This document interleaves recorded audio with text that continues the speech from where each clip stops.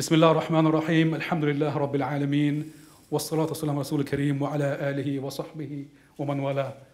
Dear brothers and sisters, ladies and gentlemen, our guests from abroad, especially from Bosnia, Assalamu alaikum wa rahmatullahi wa barakatuh. I am Abdullah Faliq. I'm from the East London Mosque, a member of the Trust. I'm also one of the co-founders of the Bosnia Heritage Foundation. Like every year, we are gathered here tonight, this evening, to remember the victims and the survivors of the genocide in Bosnia, especially Srebrenica. In 1995, we saw in Srebrenica alone over 8,000 people massacred. And inshallah, we're here tonight, like every other year, to remember those who have perished, to remember the people who will be buried in 2 days' time. And you'll shortly see a video of their names who will be buried in 2 days' time, inshallah, in Srebrenica. So this evening we have a packed program, a number of guests from abroad, some of the guests from this country also, and some videos. So without further ado, I'll ask one of our young students from the evening madrasa, Yaqeen Rahman, to start the program formally with some Quran recitation. Yaqeen Rahman. Assalamu alaikum wa rahmatullahi wa barakatuh. Today I will be reciting a few verses along with the meaning. أعوذ بالله من الشيطان الرجيم بسم الله الرحمن الرحيم يا أيها الذين آمنوا استعينوا بالصبر والصلاة إن الله مع الصابرين ولا تقولوا لمن يقتل في سبيل الله أموات بل أحياء ولكن لا تشعرون ولنبلوننكم بشيء من الخوف والجوع ونفس من الأموال والأنفس والثمرات وبشر الصابرين الذين إذا أصابتهم مصيبة قالوا إنا لله وإنا إليه راجعون أولئك عليهم صلوات من ربهم ورحمة وأولئك هم المهتدون. Inshallah, now I will read the meaning for the following verses I have just recited. O you who have believed, seek help through patience and prayer. Indeed, Allah is with the patient. And do not say about those who are killed in the way of Allah, they are dead. Rather, they are alive, but you perceive it not. And we will surely test you with something of fear and hunger, and a loss of wealth and lives with fruit. But give good tidings to the patient, who when disaster strikes them, say, indeed we belong to Allah, and indeed to Him we will return. Those are the ones upon whom are blessings from their Lord and mercy, and it is those who are rightly guided. Thank you very much, Yaqeen, for beautiful recitation and translation from the East London Mosque Evening Madrasa. Once again, can I welcome you all to this evening's program organized by the East London Mosque and London Muslim Centre in partnership with the Bosnia Heritage Foundation. Inshallah, we're here tonight to remember the victims and the survivors of the Srebrenica Genocide. We are joined by a number of distinguished guests. Oliver just walked in and other speakers. Inshallah, we'll be hearing from all of them very shortly. You have a program in front of you, but we will be changing it because of time constraints. So we will not be following it strictly as is on the program. We'll be now having some young people from the East London Mosque Evening Madrasa showing us a display like they did last year. And before they come, I'll read their names out. We have Sami Rahman, Jubair Ahmed, Abu Tayyib, Touba, Aya, Amelia, and they'll be coming to the front to show us a display for this evening. They'll walk back this way so you can see it, don't worry. Okay, so if you walk back a little bit slowly the other side. I mean, it's quite poignant to see young children holding up this message. Some of our Bosnian leaders will know that Back in 1995, children as young as these and much younger were massacred. Babies were not spared. They were put through mince machines and chopped up and basically brutally executed. And you see children here in front of you in the comfort of this very hall. You know, they're okay, they're safe. But in the heart of Europe, not long ago, children, women, men were brutally massacred. And it's something to be ashamed about in Europe. Thank you to the Every Madrasa students. Thank you. We'll see you next year, inshallah. A round of applause for the students and the teacher, Maulana Akhlaq. And with this, we now have a small video to be shown about, in 2 days' time, on 11th of July, there will be around 35 bodies. The remains of bodies will be buried on 11th of July, and the names will be shown on the screen now.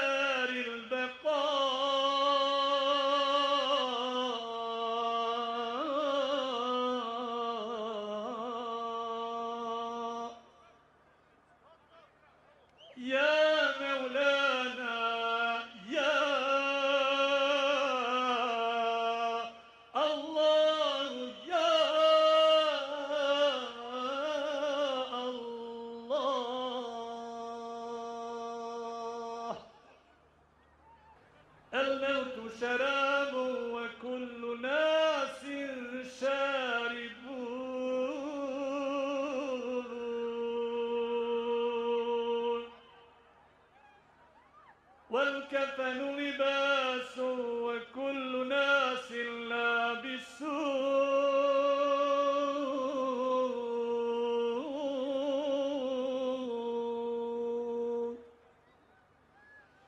والقبر دار وكل ناس داخلون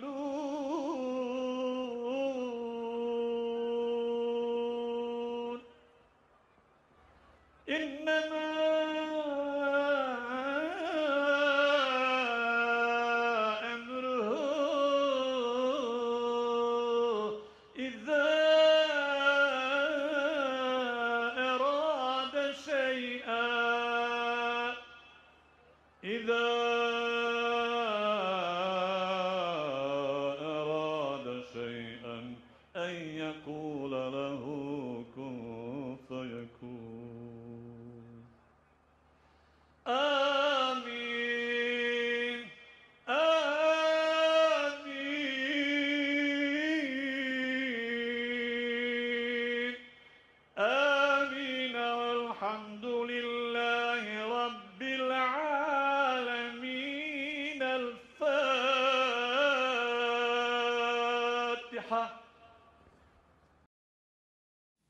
So what you just saw in front of you were the names of 35 Bosnian Muslims who were massacred back in 1995.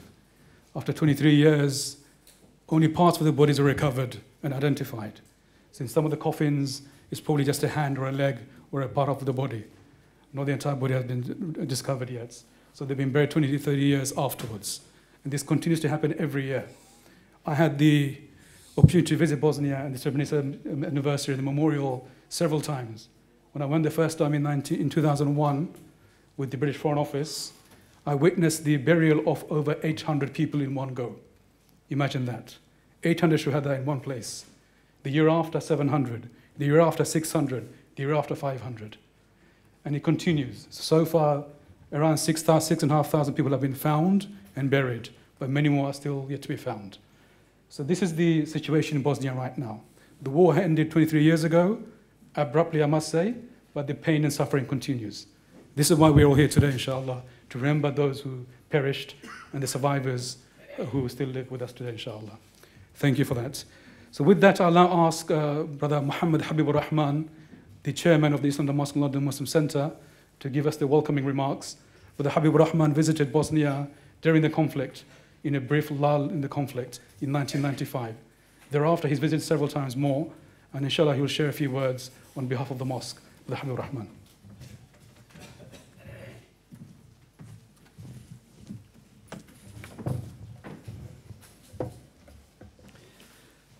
Alhamdulillahi Rabbil Alameen, wa salatu wa salamu ala ashrafil anbiya'i wal mursaleen wa ala alihi wa sahbihi ajma'in. Brothers and sisters, respected guests, ladies and gentlemen, assalamu alaikum wa rahmatullah. First of all, can I welcome all of our guests and brothers and sisters today for coming to this event. We are very pleased that you took out the time to be here on this very important occasion. Many of you may have been here before. You may have come to this event about 1 year ago. Some of you may be coming for the first time to this event, but you may know that, alhamdulillah, over many, many years, we have felt the need to hold this commemoration event, and we have been holding this event on an annual basis. But Abdullah mentions that I had the opportunity to join the very first delegation, I think just immediately after the ceasefire, from Britain to visit Bosnia, to go to Sarajevo. We also went to Srebrenica at the time. I can tell you that it is a very painful and very emotional experience. And I remember having come back, wrote a piece in one of our magazines, I think, which really tried to capture the feeling that we were all feeling while we were there. It was all very raw. You can walk the streets, you can see the bullet holes everywhere. And it was very obvious and very evident still that what kind of slaughter that had taken place there. So that's why we feel very, and it's really very important for not only Muslims but for the entire world to not forget, as those children were displaying, that never to forget. Because these kind of things should not happen. These kind of things should not happen anywhere to any people. And having lived through that experience, and those of you who are old enough to remember, you will remember that the international community has blood on its hand. That the international community did not do enough. There's a lot of things that could have been avoided. It's not enough just to blame the Dutch for Srebrenica. But the response from the international community to a genocide that was taking place and the brutality and the atrocity that was going on, that was so very evident before us. But the international community was slow and was it was inadequate, the response that was there. So we have been, alhamdulillah, holding this event for many, many years now, probably about 15 years or so. We have been doing this, but obviously more formally over the last few years. We've also, alhamdulillah, managed to maintain our relationship with Bosnia, and we tried to forge a very strong relationship with Bosnia. And the many-year program has happened here with the former Rais. The new Rais has also been here, isn't it? The Rais al-Ulama, particularly Mustafa Serik, we worked with him quite closely for a long time and on different projects as well. And he's visited us, shared his ideas and opinions about many things and held programs here. So we kept that strong bond. And also when we visited subsequently, and I know Abdullah has been very at the center of these arranged visits by many groups that has gone from this mosque and also in association with other organizations from here.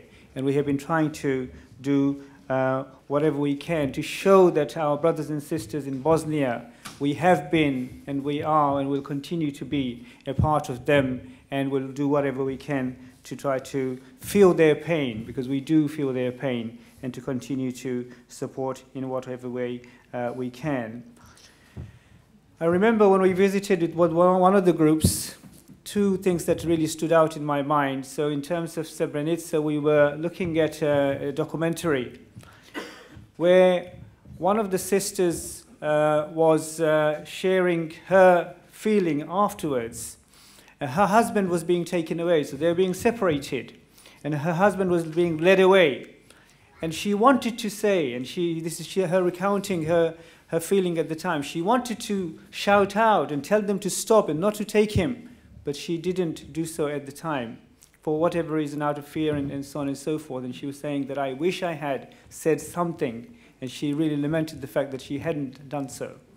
And I was saying to our group later on, when we were reflecting on this, that, you know, it's such a poignant point that she made, that, you know, if you want to do something, if you want to say something, if you want to speak out the truth, don't hold back. Don't leave it for another time. Don't leave it for somebody else. You've got to do it. And you should, you know, take action at the right time.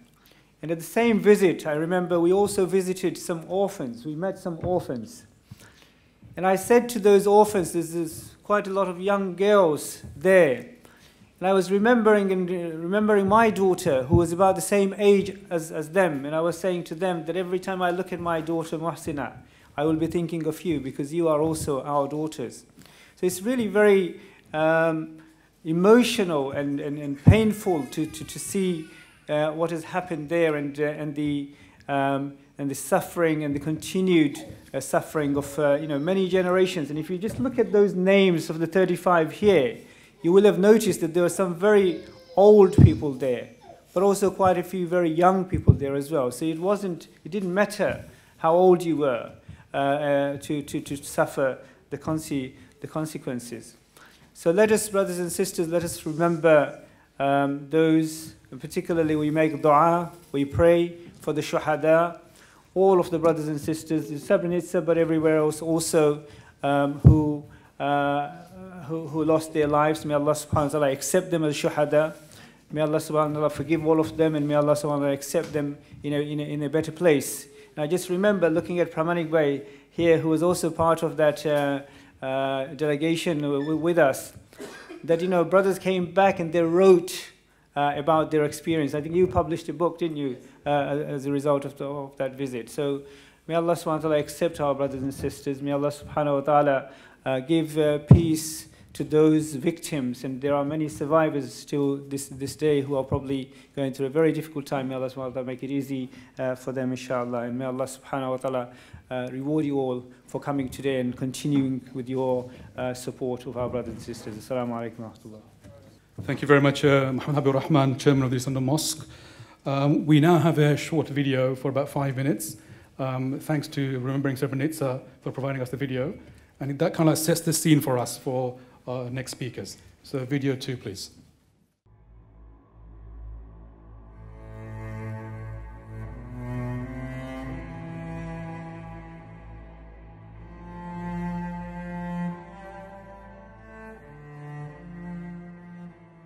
In 1995, Europe witnessed the worst atrocity on its soil since the Second World War. Over 8,000 Muslim men and boys were systematically executed in just a few days in July during the genocide in Srebrenica. It was a culmination of years of brutal ethnic cleansing by Bosnian Serbs. Thousands were tortured and murdered. Men, women and children were starved in concentration camps.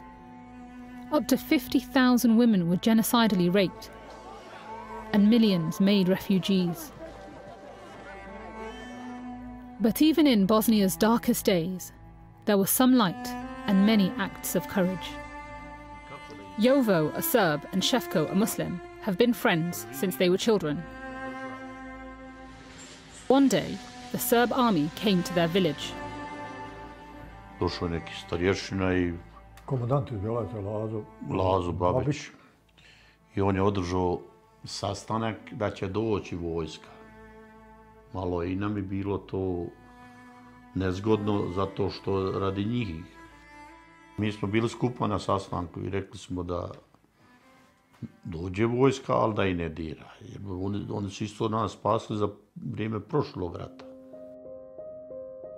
While in towns like Prijedor, non-Serbs were forced to wear white armbands. In Balvinja, the villagers looked after each other. Ovdje, kad ja gledam na televiziju, u Prijedoru piše preko izloga nema brašna za muslimane i Hrvate. Trbusi do zuba, Mjesec dana išla Banja Luku, dobila je 27 tona brašna. I prvo podmiruje muslimane i onda Srbe. Napravila je popis. Ali meni šapće, uzmaj šefko, rekao, nemam para, kaže, uzmaj, bolan, platit će neko. Smo stali iza tih svojih komšija i sada, ne. I ostali su, to ja mislim da je u Srpskoj Republici jedina džamija što ostala, evo zna Ševko, dok je bila vojska. Jedna cigla na njoj nije crijep, ona je falila. Metak nije ispaljeno. While these two friends stood side by side in Belvinja, in Sarajevo, the capital, another man risked his life and career to stand up for his fellow citizens. General Jovan Divjak was born in Serbia, but rose to commander in the Bosnian army. He watched as nationalism took hold in the country and Bosnian Muslims were targeted. Pa sve ne traje u 24 sata, niti genocid u Srebrenici nije bio samo 11. jula. I pazite, i ponavljam, nije se genocid desio samo 11. jula ili ta 3 dana.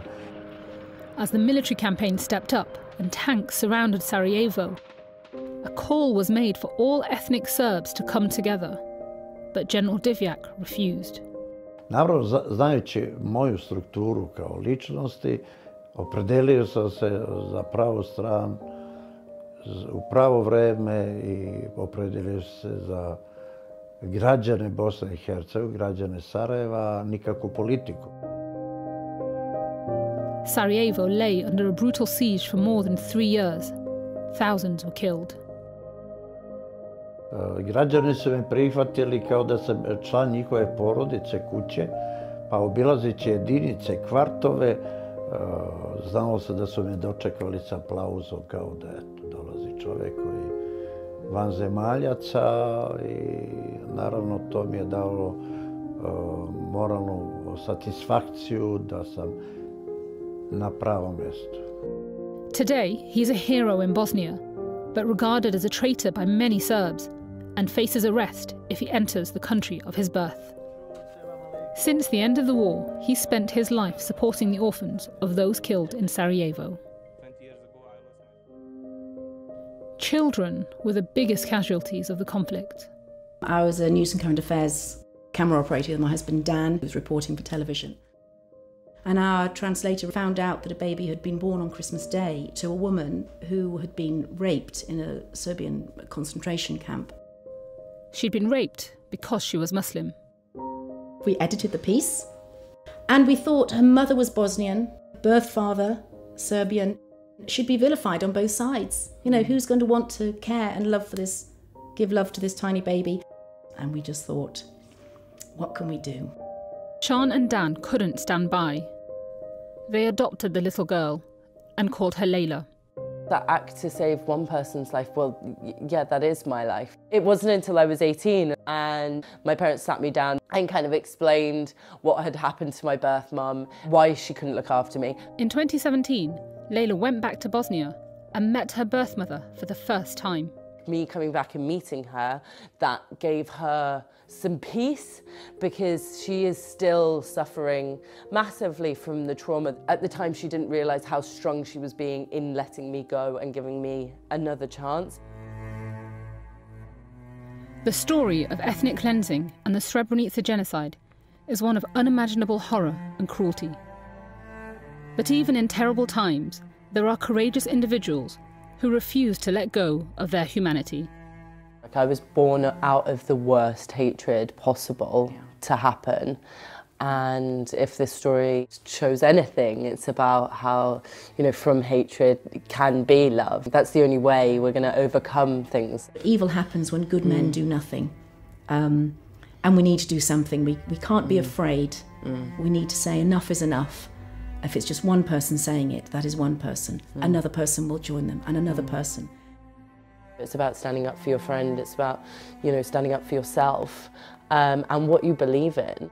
But it's also about acknowledging that your friend's voice might not be the same voice as you, but yet you together should be united.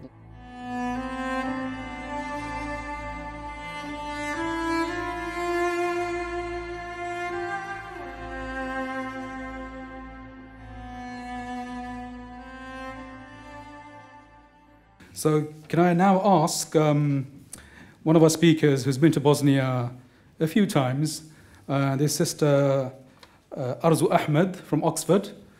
She's traveled all the way from Oxford today to be here to speak. She went to Bosnia several times with the Bosnia Heritage Foundation. She's also very active in Oxford and other projects. She's the director of the Centre for Islamic Medicine, and she read physics at Oxford University. So Arzu Ahmed, in a few minutes, to share your experience of Bosnia and the trips there. Thank you. Okay, assalamu alaikum everyone. I'd like to begin by thanking Brother Abdullah for not only inviting me here this evening, but also for being my first guide to Bosnia. So thank you so much again. Being in the presence of genocide survivors this evening, I'm reminded of Viktor Frankl's words on the Holocaust when he writes, "It is very difficult for an outsider to grasp how very little value was placed on human life in the camp. It is as a conscious outsider to the horrors faced by victims and survivors of the genocide that I'd like to share my experiences of visiting Srebrenica and how we ought to remember Srebrenica. My first visit to Srebrenica a decade ago was on a trip exploring challenges facing communities across Bosnia in a post-conflict era. The town was ghost-like, frozen in time, with a stillness that was chilling and at times deafening. We met families, women, mothers, sisters, daughters, who had lost their loved ones in the genocide. They spoke to us of the horrors of those days in July 1995 as they cramped together in the battery factory in Potocari that was designated a safe haven by the UN, and then turned into the site of a genocide. They spoke of occasions like Eid, when they felt the greatest sense of loss. Used to waiting for their male relatives to return home after prayers, now they waited in memory. The factory, now a genocide museum, played a documentary of how events unfolded during the genocide. Harrowing to watch, one line in particular stayed with me. "Somewhere a life is lost, and somewhere it begins," describing women giving birth to babies in the factory whilst their fathers, brothers, grandfathers were massacred nearby. The hardest visit to Srebrenica was yet to come a few years later, on a scorching summer's day on the 11th of July 2012, to commemorate the 17th anniversary of the massacre. We were told it would be difficult, but nothing can really prepare you for the weight of the day. 40,000 individuals from the national and international community gathered with the families of the deceased, 6,300 days after the genocide, to pray over and bury the victims, 520 of them, that the International Commission for Missing Persons had identified over the course of that year. The scenes and sentiments from that day are virtually impossible to capture. Thousands of gravestones marking the resting places of the deceased across the memorial site, with families clustered around, weeping, reliving history, and feeling the loss anew. The day felt surreal, like a trance, a deep collective grieving, marked by tears without words. The anniversary and memorial each year is a converging of past, present, and future, raising lessons for how we should remember what we remember about the genocide. The first is about the past and our relationship with how we remember the past and the danger of numbers. Numbers, though necessary for conveying the scale of a tragedy, have the sense of depersonalizing and reducing human life to statistics. We should have ways of remembering victims through their names, as we did this evening, through their faces, and through their stories. It isn't good enough for us to quote the numbers of those massacred. This approach lends itself to the same broad categorization and collective dehumanization which those who orchestrated the genocide relied upon, the grouping of masses together. It is up to us to return to individual stories. What allows us to meaningfully connect to the past isn't numbers or statistics, rather those details that allow us to relate to humans. It is harder to hear stories, but they stay with us. Numbers allow us to remember for a day, and then we forget. We carry stories until they become a part of us. Stories allow us to acknowledge not only the victims, but also those who are left behind, suffering with the pain of loss. And so we need to remember that for many, the past is still the present. There is no closure. For relatives who are still waiting for the bodies of their deceased, waiting for confirmation, every day in the present becomes a living memory of the past. The annual burials of bodies recovered from mass grave sites come with added struggles. Sometimes it is simply a limb that has been found and is being buried. This forces closure, but only a partial one. The genocide lives on. This memorial isn't just about the past or remembering what happened. It is about acknowledging the consequences of the past that are alive today, and about remembering that beyond the 11th of July 1995, families in Bosnia are still mourning today, waiting for news about their loved ones, still unable to return home. Given the contending narratives, the past is still being shaped by the present denial of genocide, and this leads us to the importance of now for the future. We know that we must remember genocides, and history is filled with genocides, some acknowledged, some forgotten, and others denied. It was only as recent as 2015 that Russia vetoed the UN Security Council resolution that would recognize the Srebrenica massacre as a genocide. Just last year, Bosnia's Serb Republic leader banned all teaching related to the genocide or the Bosnian War in schools. Genocide denial is a reality. Although we are remembering something that happened in the past, the many different versions of history being taught threaten to make us forget the genocide. In 1984, Orwell writes, "Who controls the past controls the future. Who controls the present controls the past." Our role is to recognize that our present, what we remember and how we remember it, will influence not only the future but also the past. May we be of those who remember, and may God bless the souls of all the victims of the Srebrenica genocide, genocides in the past, and genocides which are unfolding before us today. Thank you.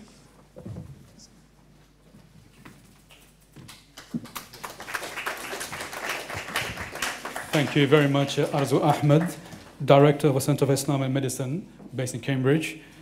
Okay, so it's my pleasure now to introduce to you one of our guests from Bosnia, and that is one of the war survivors. Two of them are with us tonight, alhamdulillah. The first to address you is someone called Resad Srebrenica, if I got it right or wrong, I'm not sure, but Resad is correct, I hope. He's a war survivor who at the age of 19 started fighting for Bosnia. He had to defend Bosnia, especially Sarajevo. So we listen to him about his story in Bosnia and the conflict and what lessons he gives us for us to take home. Welcome. Salam and good evening to you all. And thank you very much for having me here tonight. It is an honor and a privilege to be standing here in front of you. Never in my wildest dreams did I thought that I will be doing this as being just an ordinary soldier back there in 1995 in Sarajevo. Sarajevo is a capital of Bosnia, for those of you who may not know, and it's a beautiful small city. It's not too big, it's just like one of your hoods here, how you call them. Not more than 350,000 people living there, but a city with the soul, a city that is actually well known for three major things. Two are quite bad. One is actually okay, and especially dear to the British people. So one is actually the assassination of Franz Ferdinand that happened in 1914, and that was actually the beginning of the First World War. It happened in our city. Then the second thing is actually 1984 in the Winter Olympic Games that we proudly hosted. And that was the perfect six for Torval and Dean and the famous Bolero. So I believe many of you do remember that. And then 92 to 95, the longest siege of one city in the history of modern warfare. The city was besieged and deprived of all rights for full 47 months. For 47 months, we lived without electricity, without gas, without food, without water supplies, without basically all those little things that you today in your life consider as normal and you don't even pay attention to them around you. On top of everything, we were facing the fifth military power at that time, which was the Yugoslav National Army that supported Bosnian nationalist Serbs. To talk about the war here, it would take me, I could easily stay here overnight and you would most probably be bored to death. But I will try to be short and concise when saying that Sarajevo was the mirror, it was the example of the multicultural living. Sarajevo is quite often referred to as a European Jerusalem, where I hope you'll come and see, where along the main road in Sarajevo you'll find a Catholic cathedral, an Orthodox church, synagogue and a mosque standing next to each other in a beautiful, beautiful symbiosis of coexistence. And this is how Sarajevo was throughout the centuries. But unfortunately, it didn't take long for the people to just become, I wouldn't have another expression but to say crazy.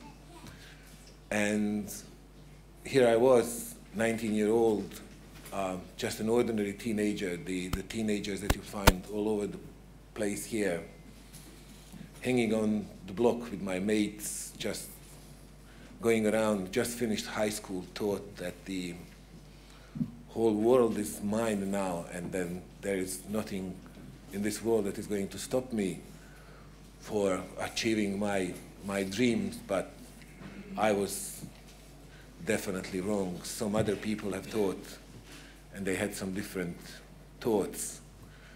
So only 2 months later, I was there, the very same teenager, but now, instead of hanging around with my mates, I've ended up with an AK-47 in my hands, defending my city, defending my family, defending all the values that I was brought up with.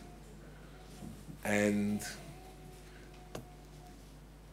my first encounter with an AK-47 was actually, I've never had any military experience. The military experience that I had was the war movies, the blockbusters that you can see on the TV, and I can tell you that they have nothing to do with the reality of war. I had 3 bullets to defend my city, 3 bullets. There was a number of us, these empty-headed teenagers who thought that the whole world is theirs and that they are going to change everything now. But we survived. What kept us going, I don't know, but we did survive. We managed to defend our city, even after these full 47 months of siege. To tell you about the war and to tell you about everything that I've been through, it is absolutely not possible. But I can put it in one sentence, most probably, that the things that I've seen and the things that I've witnessed hasn't been shown in any of the Hollywood movies yet. People being killed by snipers, they're being decapitated by the shrapnels, the shell grenades falling all over the place. It's just impossible to explain in a couple of minutes' time. The theme of remembering Srebrenica for this year is acts of courage, and supposedly I was courageous to do what I did during those days, but I can truly tell you I've never thought of myself as being courageous. I just did what most probably many of you would do if your life was endangered. But the courage now is not in our hands anymore. At the time when we remember, You are and you need to be courageous to keep on going. What's happening tonight here in front of you, actually, with me speaking and Dr. Ilyas Pilav speaking, is actually you're becoming the witnesses of what we've been through in Bosnia and Herzegovina from 92 to 95. Why is it so important? The importance about Sarajevo and Bosnia is actually something that many of the people don't know. All the people in Bosnia are white, and there's no differences between the people in Bosnia. They all look the same, they talk the same, they speak pretty much the same language. So the only difference between the people in Bosnia is actually their names. So only the name in Bosnia was actually something that would decide whether you're going to stay alive or whether you're going to be killed, especially for those 8,372 persons in Srebrenica. The only difference between them and the people that were killing them was actually the name. Those people had Muslim names, the other people didn't. And that was the only sin. So with you here tonight, witnessing these stories, I'm demanding from you to keep on telling the story, because it's important. It's important for many reasons. We in Bosnia, we thought that the war is not possible because 500 years of coexistence usually means something. But it didn't, because the people so easily fall for prejudice. The people so easily fall for hatred. And the hatred is a very fruitful seed. So therefore, with you witnessing,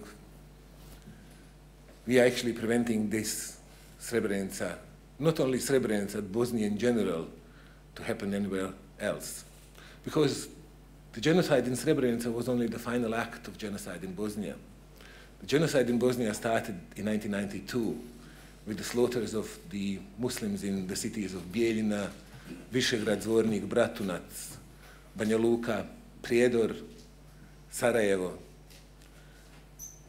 The total count of victims in Sarajevo is 11,500. 11,500 people lost their lives in Sarajevo. Out of that number, 1,600 were kids up until the age of 14. And then the final act of genocide is Srebrenica, 8,372 persons. So here I'm calling upon you to reject prejudice, reject hatred, open your heart. So I'm not calling upon this hippie love now, so that we all now start going in the tents and going to the concerts, but at least you can start liking somebody, because it's so much easier.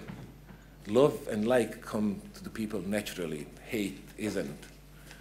So be courageous, reject hate, reject prejudice, and share love.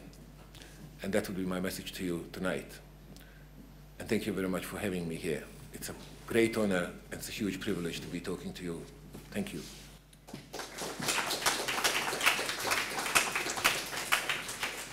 Thank you very much, Rasad. He tells us to tell the story. I remember when I went to Bosnia, I was told about the atrocity that the Muslim Bosnians had suffered.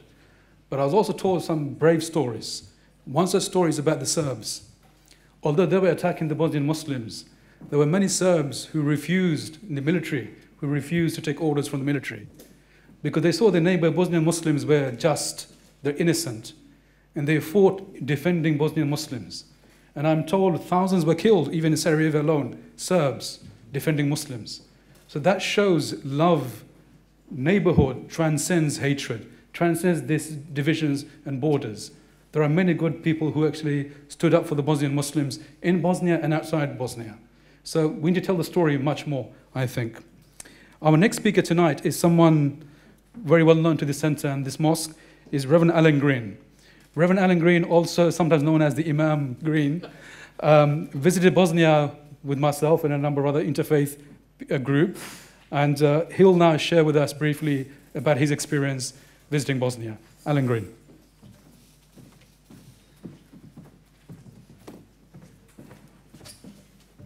Brothers and sisters, friends, it is once again a sad privilege to be here sharing with you the memories and the stories of these events from the 90s, but events that are still with us, as we've heard in these moving speeches so far.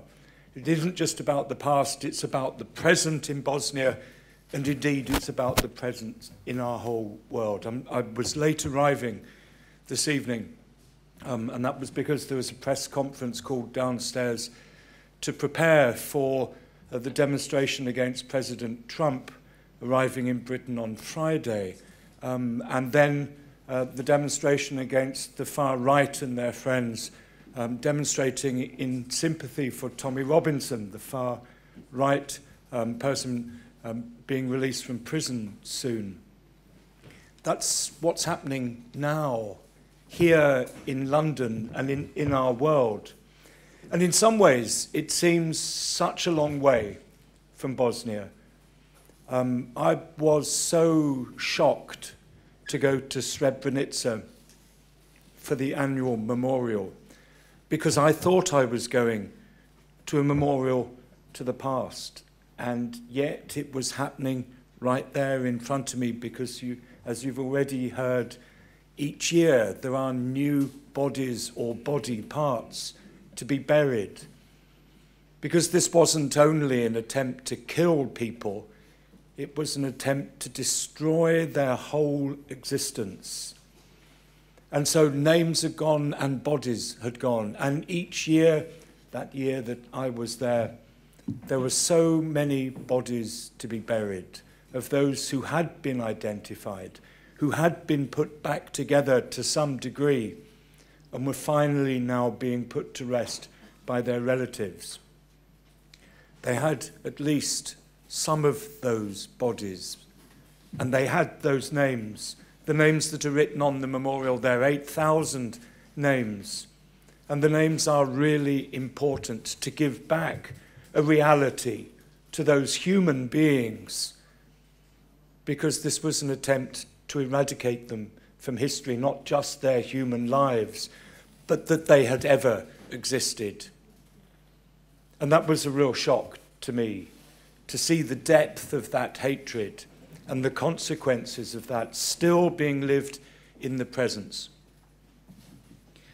And that has demanded a great deal of courage from those, my brother describing his time as a soldier there. That sort of courage is unthinkable for me here living in London. The courage of those families in seeking their fathers and their sons and their brothers' bodies and bringing them together to be buried.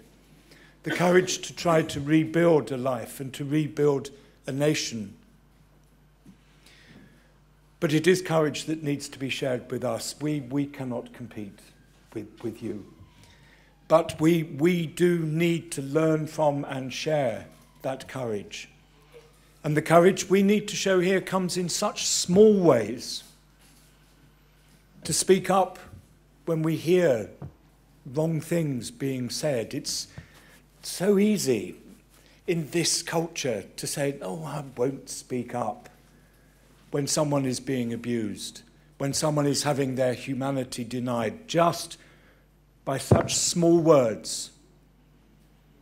But it is vital that we do speak up, because it leads inexorably down a road that goes from just small words to what we have heard and seen in Srebrenica that can happen here. We have those around us who use such language, and if we are not prepared to defend our freedoms, defend one another and defend one another's humanity, then we can see this country and this world slipping back into acts such as those that took place in Srebrenica. That requires real courage from us. And I do believe that religion has a part to play in that, as unfortunately it has a part to play in the murder and the death as well. I understand that General Mladic began the massacre on July the 11th because it was a Christian festival, the Feast of St. Benedict. He's one of the Christian saints who has become a patron of Europe And I suspect for Mladic then, it was a symbol of that Christian victory and purity that he wanted to bring back into that part of Europe. Benedict had been a monk in the 5th century who had tried to reform his time and called people together to live in a religious community that was based upon mutual respect, upon working hard, and upon prayer. But he had been turned into a symbol that led to that genocide. And that is what our faith can be used as, for Christians and for Muslims. We hear rather too often the finger being pointed at Muslims in this country. Reform yourselves, reform your religion. We do all have to be careful of what our faith can lead us to, Christians and Muslims, excuse me, and everyone else, because our faith can be a tool of destruction and of death. But we know that our faith too, thank you, we know that our faith can be a tool of love and of harmony. But that requires courage too. Courage that we ensure that we speak out, whether we are people of faith or not, but that we use those resources from our faith, from our culture, from our history, to understand how our relationships can be undermined, but also from all of those aspects, how we can overcome hatred and violence and abuse, and learn from such awful, tragic times as what has happened in Srebrenica, so that not only are those people given back their existence and their names, but they inspire us, their values inspire us to ensure that we live in a world that indeed is one of love and not hatred, is about life and not death. Thank you.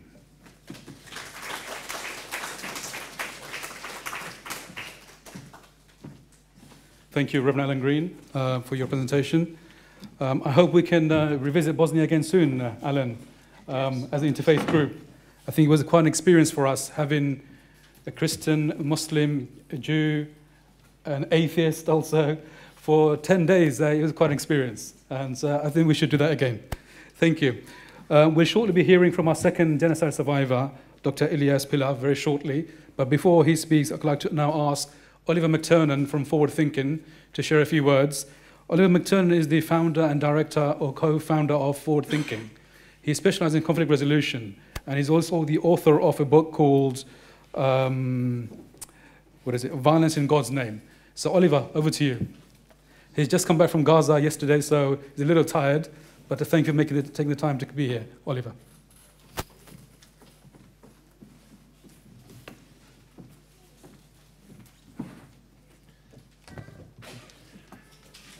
Assalamu alaikum, and thank you to East London Mosque, the London Muslim Centre, and to our dear friend Abdul Falik for this opportunity to be reminded of the Srebrenica massacre.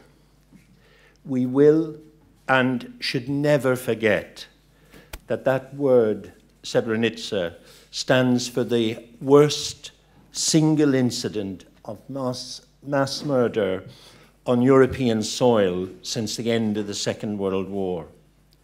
A massacre inflicted on Europeans by fellow Europeans, simply because they were perceived to be different. They were Muslims, and as we heard previously so eloquently, their names distinguished them.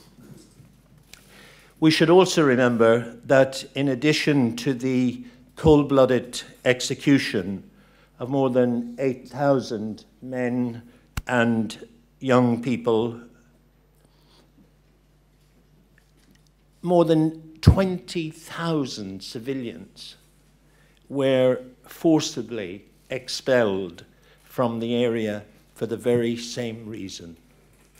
So we remember not only a genocide, but also the horror of ethnic cleansing, because people were perceived to be different. Sadly, it took these horrendous events to shame the Western powers to press for a ceasefire that ended 3 years of bloody and divisive conflict.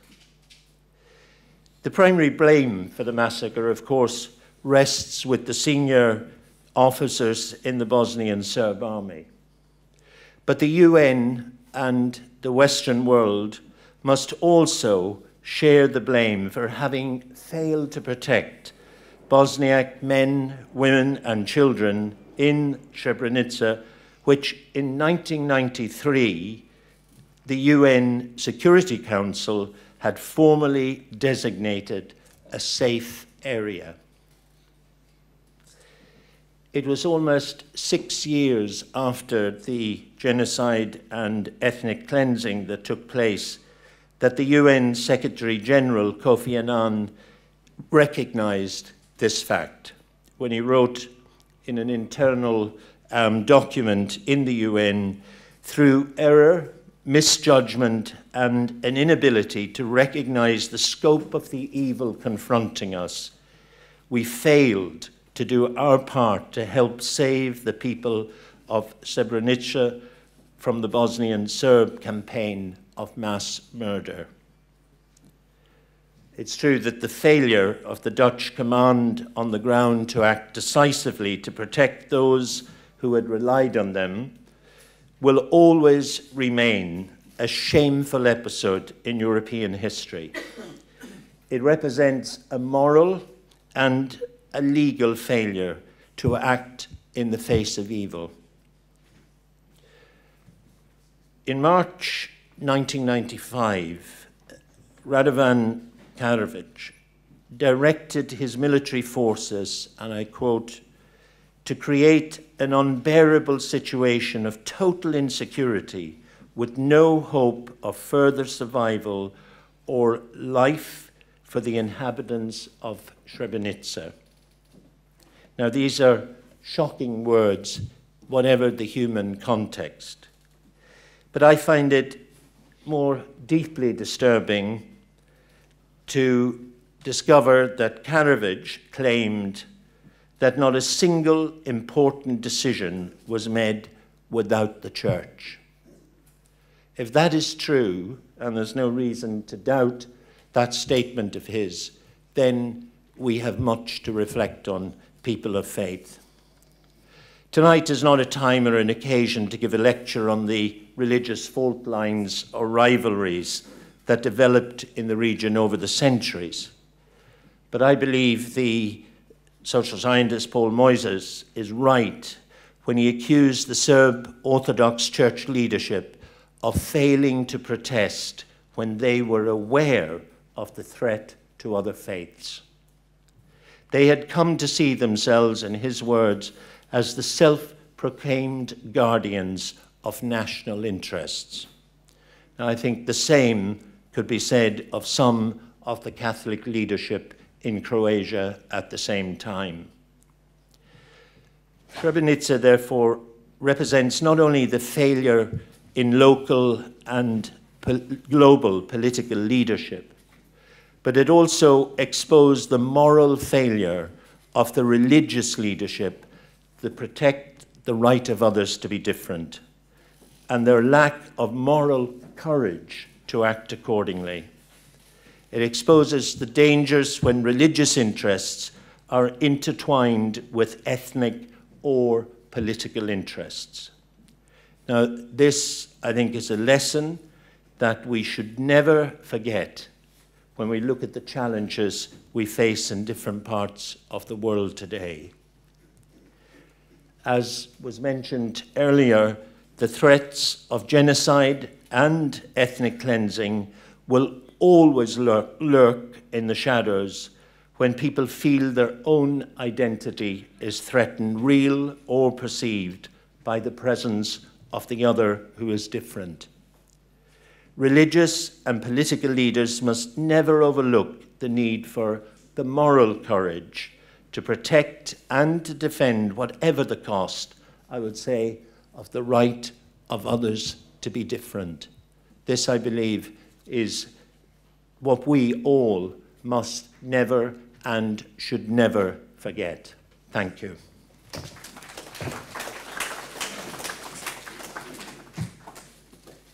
That was Oliver McTurnan from Forward Thinking. Thank you, Oliver. Before our next genocide survivor speaks, I'd like to ask a guest here who has to leave fairly quickly, I think. Can I ask Dr. Sue Chu-Eng to come to the stage and share a few words, just a minute or so? Dr. Sue Chu-Eng she works at the Royal London Hospital. She's the founder of Medical Aid for Palestinians, and she's the author of the book From Beirut to Jerusalem, a woman surgeon with the Palestinians. She's a lifelong campaign on Palestine, and I'm sure she's got some ideas to share in terms of comparisons between what's happening in Bosnia and Palestine. Over to you. Assalamu alaikum. I feel very privileged to be able to share, or that you have invited me to this very special, sacred place for the people of Srebrenica. I've never been there. What I know about Bosnia is what I hear through the news. But I'm extremely moved, and as I was listening to you all, I just thought that we share such a common humanity. You know, the children of Bosnia, the children of Palestine, the victims, the dead, and the love, their families, remembering them, putting a plate, waiting for the men to come back and eat, but never to see them again. The children asking for their fathers and brothers, never to see them again. That kind of pain is universal. I've seen it in Palestine, I've seen it in Gaza, I've seen it in Lebanon, I've seen it in Kashmir, all over the world. It is the same. Why do we fall victim? Because, you know, we forgot about our God. You know, very fact that we even forget the Abrahamic faith. You have the same God. And, you know, I wouldn't even talk about Buddhism or something like that, okay? It sounds so far away, or Hinduism. But we have one Father in heaven, one God, and we are his children, his creature, and we're all brothers and sisters. And the moment we wander from that, we allow ourselves to be manipulated and used to destroy other people. And today, I want to share with you the suffering I've seen in Palestine. It's still going on. You know a lot about Gaza, you know a lot about the dispossession of people in the West Bank, the refugees and so on. But I just want to leave you with what gives me hope. And maybe that will also give you hope. Perhaps also heal the pain that you've suffered. After the Sabra and Shatila massacre, I thought all was over because there was mass graves, there were broken homes, there were people without security. And then as I was walking around, I think I must be very depressed or crazy, a group of children came and they stood there in front of me. And then they said, "Doctor, take a picture of us." And I said, "Yes, of course I take a picture of you." And I thought, what is that picture for, you see? And they say that we are the children of Shatila. Tomorrow we might die, but you will hold our faces in a memory, and you will share how we are like with your people all over the world. And more important than that, we are not afraid. At that time, I just thought we are not afraid means we are not afraid of Israelis. But no. Now I understand it more. It's 36 years since I took that picture. We are not afraid to be counted among the human family.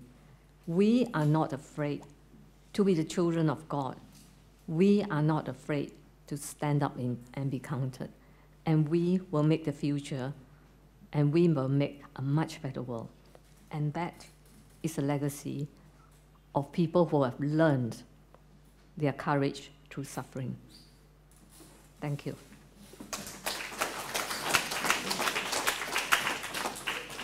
Thank you, Dr. Ansui Choi. And this is a book, From Beirut to Jerusalem. I really recommend you getting a copy. She actually witnessed massacres and genocide in Palestine. So that's why she can relate to what's happening in Bosnia, what's happened in the past. So please try to get hold of the book, and thank you for making the time to come today. Our next speaker is really delighted to invite to the front is another genocide war survivor, and that is Dr. Ilyas Pilav. He was a war survivor, and he's believed the last person to have left Srebrenica. He also worked in the Navy as a radio operator, then he pursued medicine, and we're delighted that he can join us today. So he will now speak for a few minutes, and Rashad will translate into English. Welcome. Poštovani dame I gospodo, My dear ladies and gentlemen, assalamu alaikum I dobro večer. assalamu alaikum and good evening. Moj princip je, kad govorim o Srebrenici, da govorim na maternjem jeziku. So whenever I talk about Srebrenica, I talk in my own language. I can't help. Ja sam dr. Ilyas Pilav. My name is Dr. Ilyas Pilav. Rođen u Srebrenici. I was born in Srebrenica. Odrastao u Srebrenici. Grew up in Srebrenica. U ratu, ratni hirurg u Srebrenici. I was war surgeon in Srebrenica. I neko je jula 95. bio odredio da umrem u Srebrenici. On July 1995 has decided that I need to die in Srebrenica. Preživio sam genocid. I survived genocide.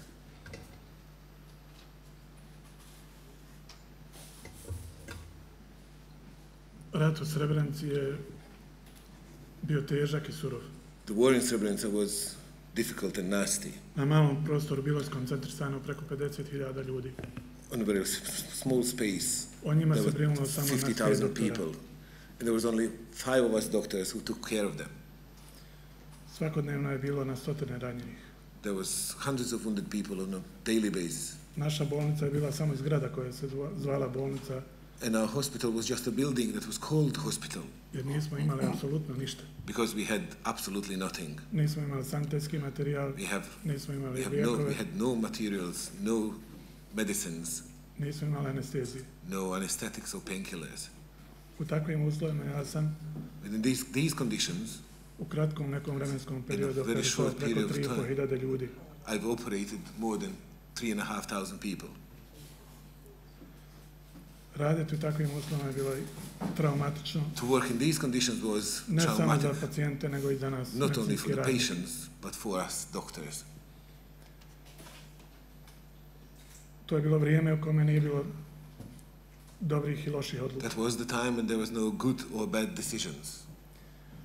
Trebala je ogromna hrabrost I odgovornost. It needed a huge amount of courage and responsibility Odlučiti se da radite nešto to decide and do something u čemu niste apsolutno imali nikakvog iskustva. about you had no experience. Raditi, operisati ljude, To work, perform znajući surgeries, da mnogi od njih I pored toga neće preživjeti. knowing that many of them, even though you try to help them, will not survive. Dakle, izbor je bio So the choice was either to try odustati pred strahom. or to give up in front of the fear. Mi smo se odlučili za ovo prvo. We've decided to do the first thing. Odlučili smo se da budemo medicinski radnici, We've decided to be doctors, da pokušamo spasiti što više ljudi, to try and to save jer as smo mi many people bili as zadnja possible, stanica because we were their last station na kojoj je završavao život. where the life was ending. Ako vam kažem If I tell you da sam bio u situaciji that I was in the situation mnogo puta, dakle, many times da razgovaram sa pacijentom na operacionom stolu, to talk to the patient on the desk in front of me, sa pacijentom koji je znao da ću mu upravo amputirati ruku ili with the nogu, patient that actually knew that I'm just about to amputate his leg I da or ga arm, molim and that I'm actually asking him da se strpi, da izdrži još malo, to remain patient, da izdrži bol za koju sam siguran bio da ni sam to ne resist mogao the izdržati. pain that I was absolutely sure that I wouldn't be able to cope with. I ljudi su izdržali takvu And they nezamislivu did. bol. They resisted this unimaginable pain, I uspijevali smo zajedno. and we managed to do so together. I pored rada u takvim nezamislivim, nehumanim uslovima, And even above everything mnogi else, životi su spašeni. working in these inhuman, unbearable, unimaginable conditions, many lives have been saved. Sama bolnica nikad nije bila pošteđena granatiranja. The hospital itself was never spared from shelling. I u momentima dok smo operisali ranjenike u operacijnoj sali, even during the moments when we had surgeries, granate su padale po krovu bolnice grenades were falling neposredno iznad on the operacijne roof sale. of the hospital, just above the surgery room. Mnogo je slučajeva da su tek operisani ranjenici bili ponovo pogođeni u bolničkom krevetu. Just recently operated people were actually again wounded in their hospital beds. Taj pakao je trajao do 11. jula. This hell lasted until 11th of July, 1995. 1995. Nismo bili svjesni da može biti gore. We were not aware that it can be worse.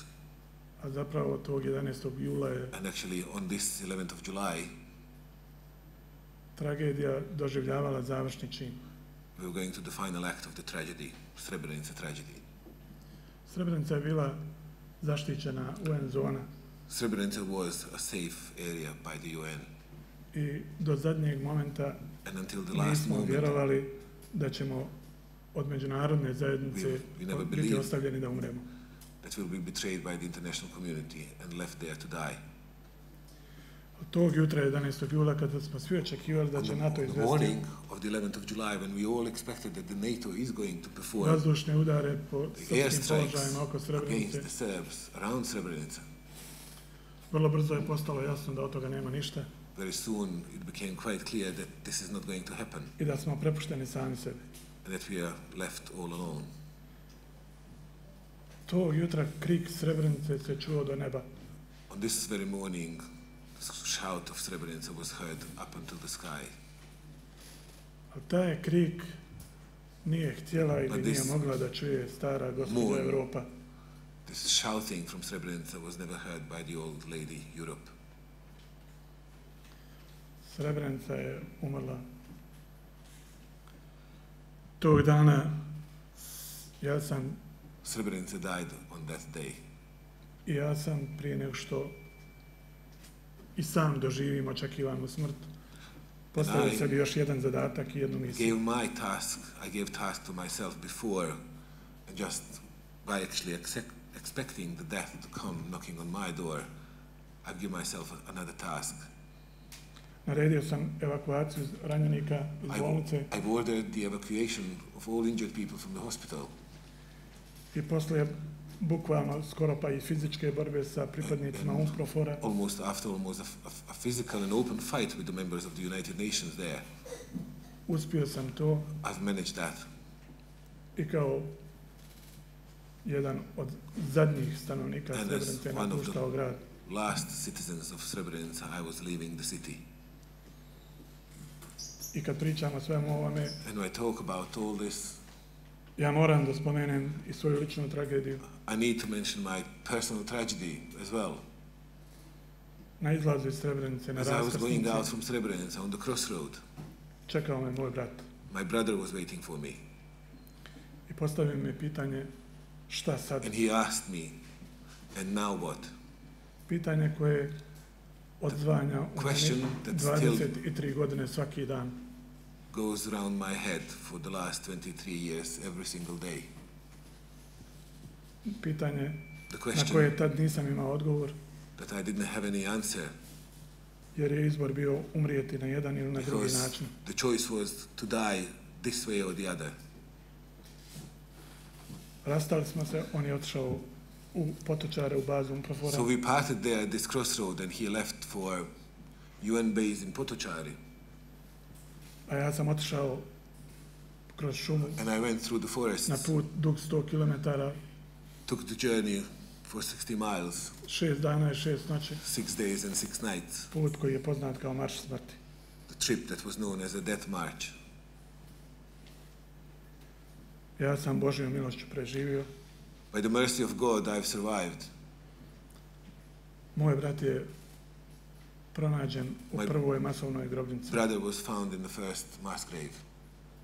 I leži u Potočarima u dolini Bijelih nišana. And he's laying now in Potočari in this valley of white tombstones.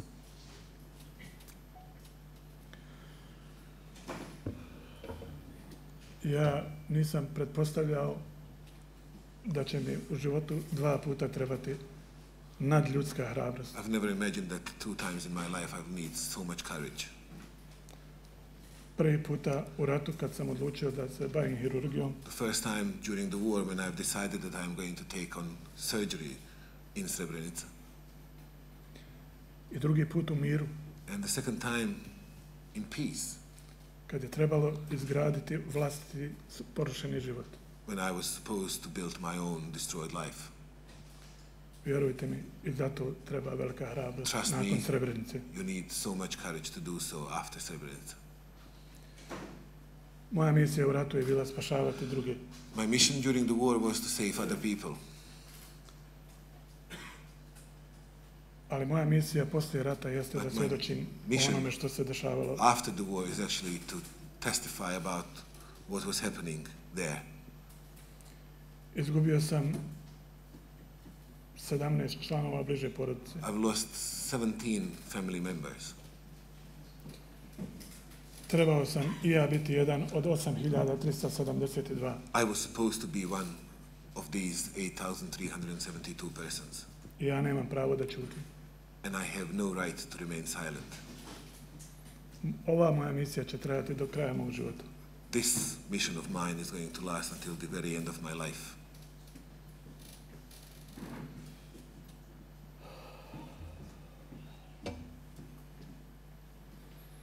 Genocid koji se desio u Srebrenici i inače genocid ima nekoliko faza. The genocide that took place in Srebrenica and genocide in general has a couple of steps. Mi se sad nalazimo u završnoj fazi. We Dakle, nije završen. in Bosnia are in the final phase of genocide, so the genocide in Bosnia has never ended.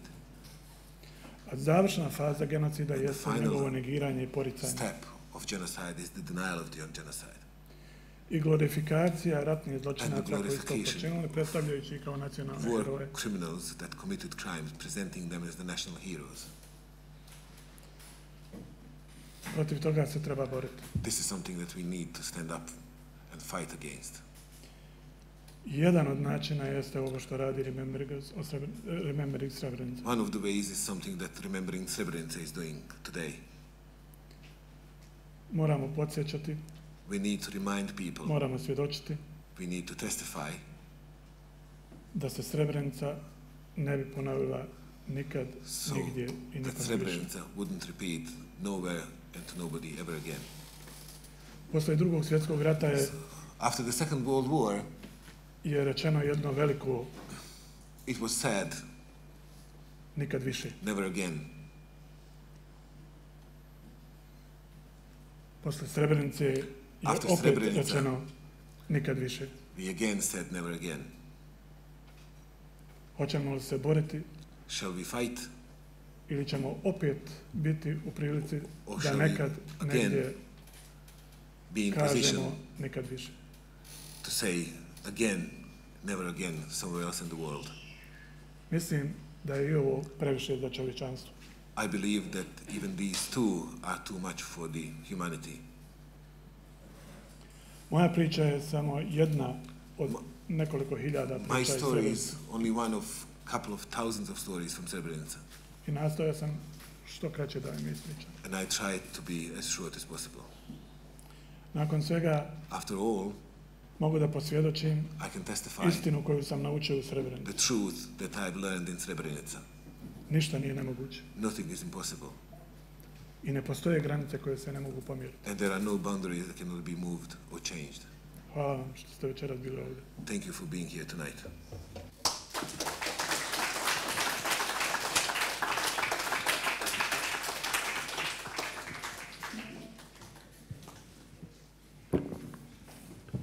Thank you, Dr. Ilyas Pilav, for a very powerful testimony and reflections of his experience in Bosnia. I'm sure there are a lot of lessons for us to take from that presentation, and inshallah we will act on that. We are nearing to the end of the program, but before we close, this part of this session for the next few minutes is to listen to brief 1-minute messages from people who've been to Bosnia and their experiences. So I know quite a few from here have been to Bosnia. Let's see a show of hands. Who's been to Bosnia? Non-Bosnians. Non-Bosnians. Okay, 1, 2, 3, 4, 5, 6. Well, quite a few there. I think my son Ziad is somewhere there. Nusayba and Yusra, They also been to Bosnia last year. Maybe they can speak little afterwards, inshallah. But before that, think about who wants to speak later on. Can I now ask Brother Nazm al-Hussein, the CEO of the East London Mosque and London Muslim Centre. He's also led a couple of groups to Bosnia before, to share a few words. Then we'll listen to Brother Harun Rashid, if he's still here. He's still here, the re-elected Secretary General of the Muslim Council of Britain. Then we go to other people. Brother Nazm first.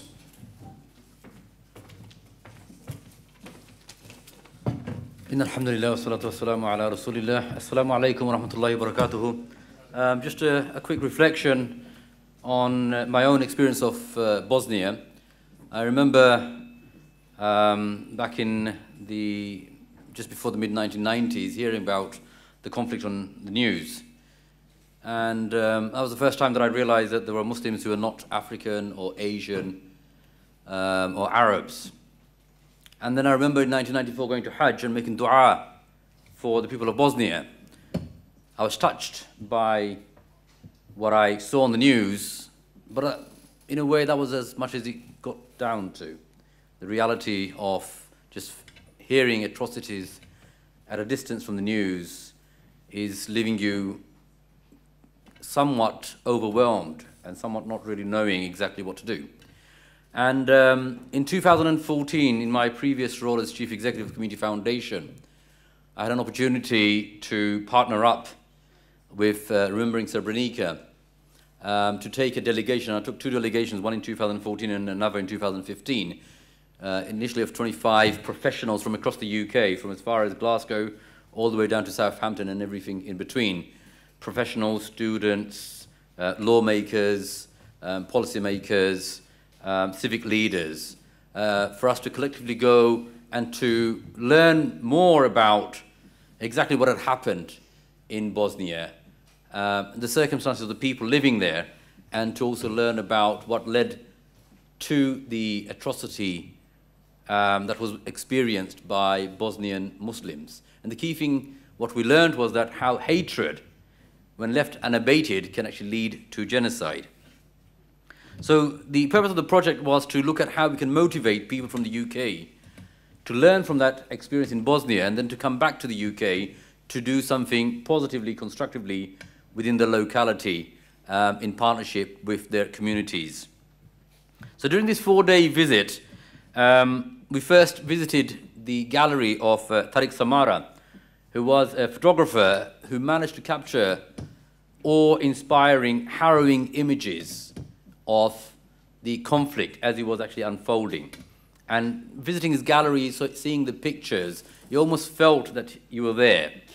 And it was just astonishing to see what the anguish the mothers, the little children were feeling. And as they say, a picture paints 1,000 words. And after that, we visited the International Commission for Missing Persons in Bosnia-Herzegovina and the DNA Centre, and looked at the tireless work that they were doing in identifying the reasons why, Abdullah Folik mentioned earlier on, the 33 names are just being buried now. Every year on the 11th of July, they've been buried. It's the aspect of genocide which took place in Bosnia, where bodies were burned and desecrated and decapitated, and basically a finger, a toenail sometimes was left behind, and that's all you had to identify. So imagine the difficulty, and sometimes a whole family were completely wiped out. So the link, even the DNA link, was so difficult for people to be identified. And the time and time again, every year on year, the work that they've been doing to identify those people. We heard the stories of the handful of men like Dr. Ilyas that you just mentioned, and Rishad, my dear friend, who I first met when I went to Bosnia in 2014, and we maintained contact ever since. These are inspirational stories that we hear about ordinary people doing extraordinary things in extraordinary circumstances. We visited the Memorial Centre in Potokari, where thousands of bodies and bones were buried and are still continuing to be buried many, many years after 1995 genocide. We went to the Dutch United Nations compound in Srebrenica, where the safe haven was created, and the Muslims, the men, the 8,372 Bosnian young men who felt that they were going to be kept safe by the powers of the West, gave up the little weapons that they had, thinking that they would be kept safe by the Dutch United Nations military, and then only to be handed over to the Serb army for General Ratko, the butcher of Bosnia, to annihilate the living memory of those people in that region. And the murder was for no other reason, as you can see both from Rishad and Dr. Elias, you know, these people are as white as white. They're as European as any European you can possibly get. Yet there was something distinct that the Serbs felt made them outsider, made them a target worthy of being exterminated. And that was their difference in their belief. The fact that one group was committing against another group was purely based on this particular belief, as Reverend Alan Green mentioned earlier on. Time doesn't actually allow me to go through our experiences there, but one of the key things that we saw and heard from the mothers of Bosnia as well, hearing about their anguish and their plight at the moment, but then listening to them afterwards saying how they were ready to forgive the people who committed those atrocities against their husband, against their son, against their uncle, against their nephew, how they were prepared to forgive and forgo that. And what an incident happened, I'm not too sure if I mentioned this earlier before. On our second occasion, because of bad weather, we couldn't actually land in Sarajevo. So we ended up going to Croatia. And we landed in Croatia. And they asked us, the immigration officers asked us, where are you going? And we told them Bosnia. And they said, where? It was just Sarajevo. And they said, why? And they said, why not in a curious way, but almost in a way where we found later on that the denial aspect that was mentioned, because it wasn't just the Serbs, the Croats were also killing Bosnians as well. I mean, Bosnia was basically enclaved by the Croats on the left and Serbs on the right, and then you had the United Nations Army at the bottom, so they couldn't actually even escape if they wanted to. But just before I finish off, just wanted to mention this 10-stage process, stages of genocide, as stipulated by Gregory Stanton, the president of Genocide Watch, and this is internationally recognized. And it's very pertinent for us to recognize these as well. The first one is classification into us and them. The second was in symbolization, giving people derogatory terms and names by their color or by their dress code. The third is discrimination, how a dominant group uses laws and customs and political power to deny the rights of other groups. The fourth is dehumanization, where we're denying another group their basic human dignity. Fifth is organization, where we always know, if you look at wherever genocide has taken place, it's always organized, usually by the state. The sixth is polarization, hate group, broadcasting their hatred, propaganda, using all the machinery. Seventh is preparation, perpetrator group being led to the final solution agenda. We've heard about the Jewish problem, and we now also hear about the final solution. Eighth is persecution, where victims are identified and separated because of their ethnic and religious identity. Ninth is extermination, which comes the mass killing. And 10th is the denial that we've heard mentioned earlier on. You can see half of those, out of those 10, we are now living those in UK, in Europe. The key thing is for us, what is it that we're going to be doing about it? The outcome can be what we saw in Bosnia. The reality can be what we can achieve in changing that. Unless we are collectively made aware of what's happening and learning about the horrors of that, informing others, and then working together to make our society a better place, we will only be to blame if we don't act on past history. Thank you very much. Assalamu alaikum. Thank you very much, Brother Nazmul. Sorry to cut you short because I'm trying to get one or two more speakers before we finish for Maghrib. We're already running late. Can I ask Brother Harun Rashid, 1 minute message? Brother Harun Rashid hasn't been to Bosnia, but his organization, the Muslim Council of Britain, has been supporting us for the last probably 10 years, sending groups there and raising awareness. And only this weekend he was re-elected as the Secretary General of the Muslim Council of Britain for the second term. Harun. Assalamu alaikum. Good evening, everyone. It's quite harrowing to listen to all the accounts from the guests, and I commend you, actually, and salute the people of Bosnia and yourselves, the fact that you're able to be here today to share those stories. I think, as Brother Nazmu has outlined some of the stages of hatred and fear and how it feeds into division, I remember as a young Muslim adult in the 90s, our level of frustration in the inaction from governments and what is it that we could do at the time. And as many of you know, in history, many of us protested, we lobbied governments, and some young men from Britain went to defend Bosnians. In the UK at the moment, the largest poll of children in England shows that almost a third of them think Muslims are taking over England. This is the kind of rhetoric and language that we live in today. We know throughout Europe the kind of the rise of the far right, the rise of far right populism is constantly growing across Europe. And really, events like this, the constant remembrance about incidences of hatred and genocide against Muslims in Europe can happen at any time. And that's why we must never forget. And as the saying goes, the only thing necessary for the triumph of evil is that good men do nothing. And this is exactly what we experienced in the past. And I'd just like to conclude by saying that if you read the sermon and the Friday sermon by the Mufti of Bosnia last Friday, he concludes by saying that we still shouldn't despair, that we need to carry on, continue to work, and to remind people. And I think that the one thing that gives me hope is the fact that we work together, especially in the UK, that I can speak for at least, is the strong bond and relationship that we have with interfaith communities. That we have Alan Green here is testament to that. The work that this centre does, the work that many institutions up and down the UK do in building bridges, building communities, and demonstrating that we are stronger together. And we need to keep working on that constantly. There's never a time that we can relax and say, oh, everything is okay. Because these kind of atrocities are very close.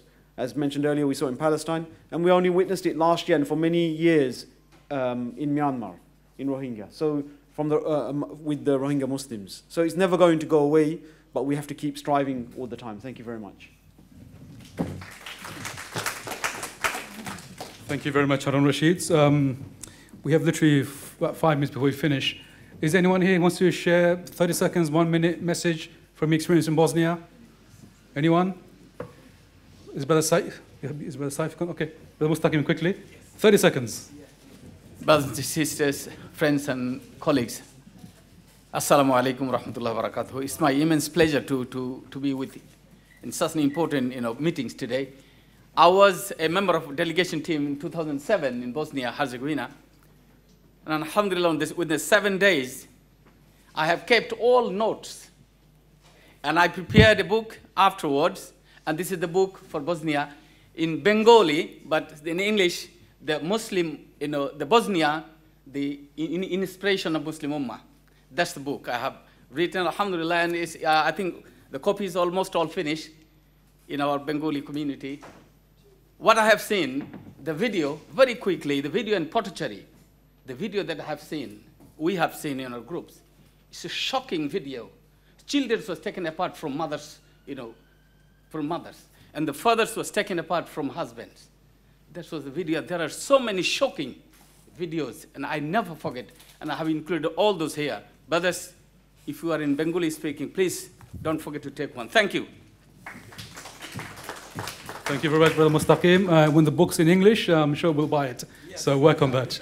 Good. Anyone else? Ladies, who's been to Bosnia? Please come forward. Say what your name is and a few seconds.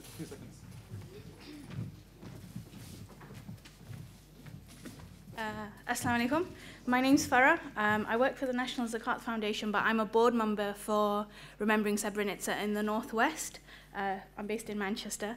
I visited Bosnia in 2014 with the RS delegation, and it was a trip that changed my entire life. I have never understood genocide in the way I did once I visited Bosnia. And you come so close to seeing genocide, you don't leave untouched. But what moved me the most was the courage of the Bosnian people, and it's it's amazing that the theme this year is acts of courage. The people of Bosnia have courage like nothing I have ever seen before, and we have an amazing Bosnian community in Manchester. The one thing that when I was leaving Bosnia, the mothers of Srebrenica said to me, take our message to the world and tell them what we're doing, because we're still fighting to bury our sons and our husbands and our brothers, and only with you saying this message will we ever get to bury our families whole. So whatever you know about Bosnia is not enough.